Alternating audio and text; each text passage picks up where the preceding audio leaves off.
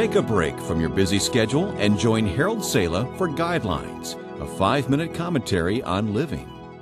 Have you ever stood on the banks of two great rivers and watched as the two merged into one?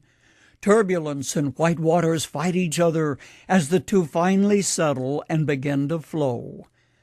I've often thought of that as I talk with couples about the merging of two lives, or for that matter, two families which become one. There's difficulty enough when two people bring different habits, cultures, and attitudes into a marriage. But when two families are blended, the factor of turbulence only multiplies.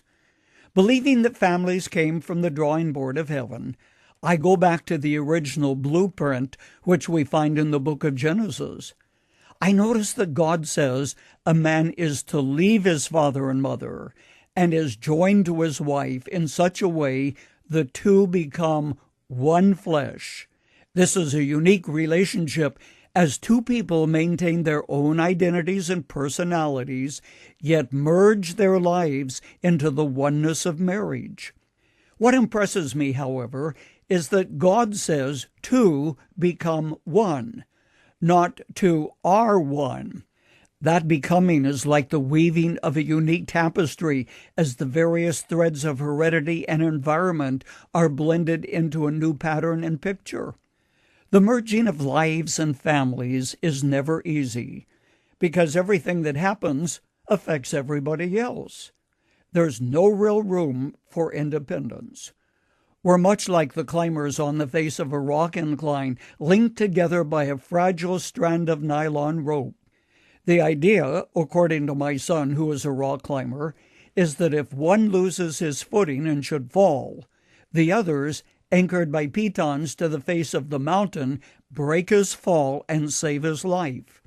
Doesn't always work that way, however.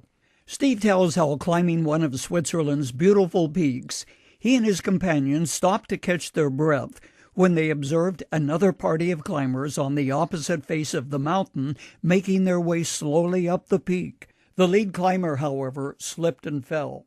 The weight of his body pulled the second loose, and the two jerked the third loose, and the three tumbled end over end some 700 to 1,000 meters down the face of the incline, landing in a snowbank below.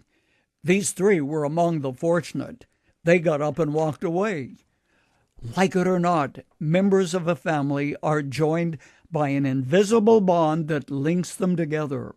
And altogether too often, when one falls, the entire family is torn from its mooring by the force of gravity.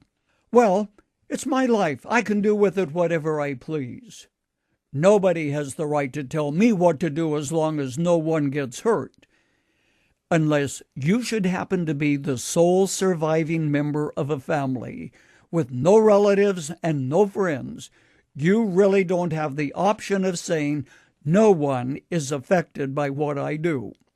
A family is a unique arrangement of people which God thought up in all his wisdom and all his genius.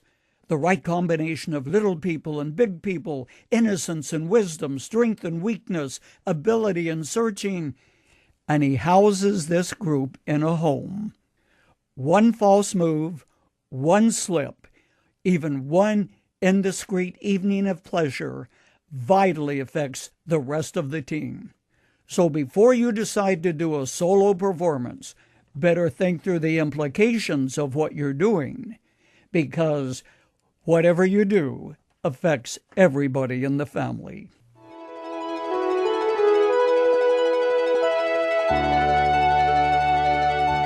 You've just heard Dr. Harold Sala with Guidelines, a 5-minute commentary on living. If you would like to listen to the program again, download a copy, subscribe to our e-commentary, or view other resources, visit guidelines.org. We would like to hear from you too. You can email us at info@guidelines.org. That's info@guidelines.org. Thanks for listening, and we invite you to join us again for the next edition of Guidelines.